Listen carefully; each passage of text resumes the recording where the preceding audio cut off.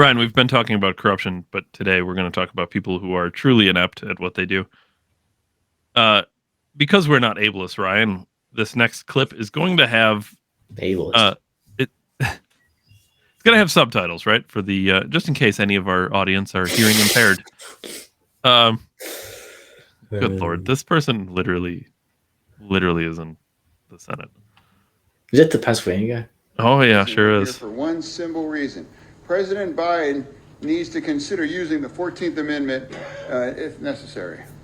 The entire GOP debt ceiling negotiation is a sad charade. Also unintelligible. That's exactly what's wrong in Washington. We're playing with the livelihoods of millions just so the GOP can just turn the screws against. They're like nodding their head, like good job. This is the whole reason why the 14th Amendment exists. We need to be prepared to be using it. Again, remember, say that again. I know we must be prepared in order to use it. We cannot let reckless Republicans hold the economy as a hostage. And an unelected Supreme Court justice will try to blow up our economy. That's on them if they have to judge on that. So, thank you. Right, your reaction is everything my reaction was when I first watched it. Yo, how's the Supreme Court going to blow up the debt ceiling when it's the Congress that has the power of the purse? Well, first of all, Ryan, he's a constitutional scholar, so how dare you question his constitutional knowledge? Secondly, none of what he said made sense. None of it. Not one word of what he said made sense. Is this about the abortion thing too? I don't know. I don't know what he was talking about. Abortion was a topic this week. I'm sorry if I just threw that in there for no reason. He's good Lord. And like, listen, I was the first to say when he won, it was the Republicans' fault. They ran Dr. Oz, and it was probably the worst person you could have possibly ran. You could have ran anybody else. Anybody else at all. And anybody who was remotely likable, and he would have been fine. Everyone attacked his attire when he was there speaking. Whatever. Honestly, that's the least of my concerns when I hear him talk is that he's wearing a Carhartt hoodie. That guy's literally in the Senate. That's like the craziest shit to me. You know, I almost wonder if I could do that job. And I thought that was the dumbest shit I would see from the Senate. And then this happened, and this is real. Like, I had to double check to make sure this was real. You know how sometimes, like, we say we're beyond parody at this point. Mm-hmm. I literally thought this was parody. It's real. That time with the yes.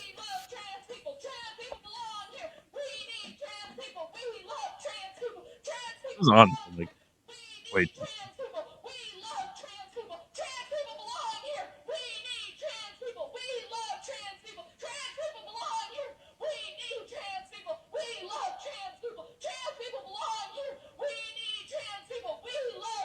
This person is mentally ill. She's probably not married either, right? If I was trans, I would convert back after seeing this. You would sew up your pleasure hole? I'd glue the dick back on.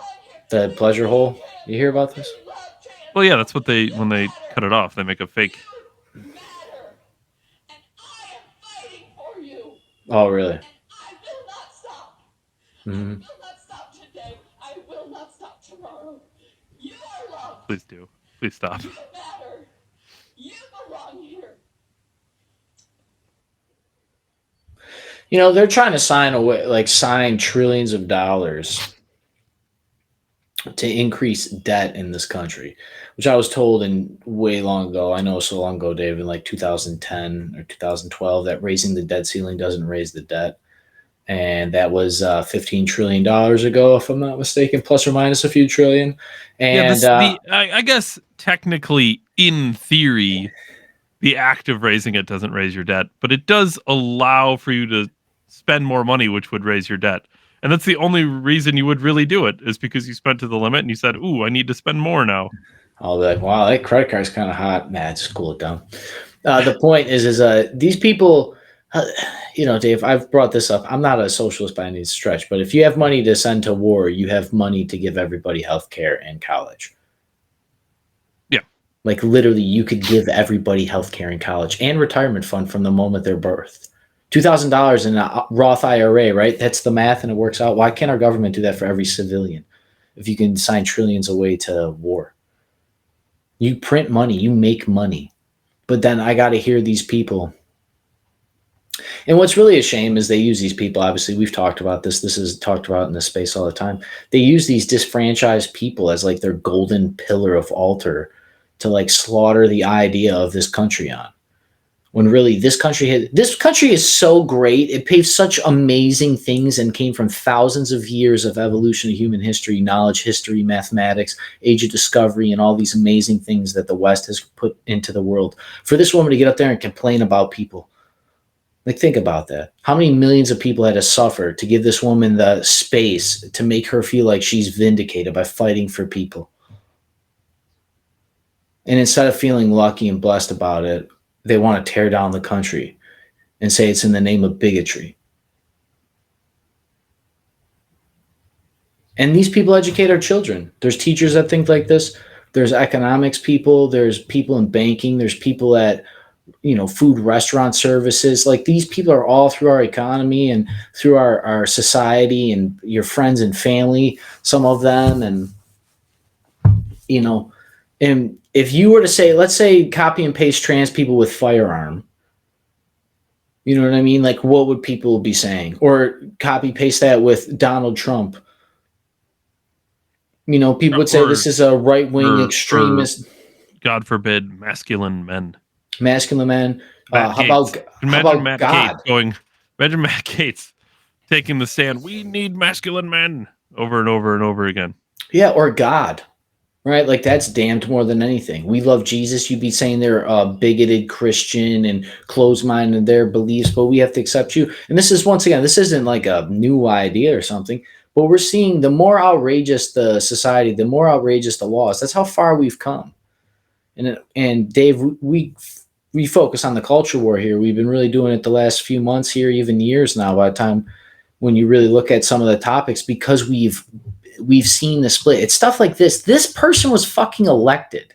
They're supposed to be like the pinnacle of us, right? Like these high moral people that live successful lives, and you want to strive to be like these senators, right? That's why they wrote books about Hillary Clinton and the first of all, and George. Like, you're supposed to like envy these people. And we got people up there bitching and complaining about stuff that basically doesn't matter when we're on the verge of recession in World War III. Trans people, honestly, like, it's nothing to the community or gays or whatever, but that's like the least thing on people's minds right now. Oh, absolutely. You're painting everything with rainbow fucking flags right now when it's like one day away from it being painted with a Chinese symbol at the White House. I don't know if this relates or not, but I just remembered there was something else I wanted to talk about this week too. So I'm going to squeeze this in. Sorry, I went on a little tangent there. It's just amazing to me that, like, we have to. These are the people trying to lecture us, David, trying to make us feel bad for feeling a certain way and all this stuff. And it's worth being said again that they're wrong. Like, You're wrong. Like, you don't get to just crumble everything because you feel a certain way about something. And because people are hurt, it doesn't get you the right to hurt other people. Just foolish, man.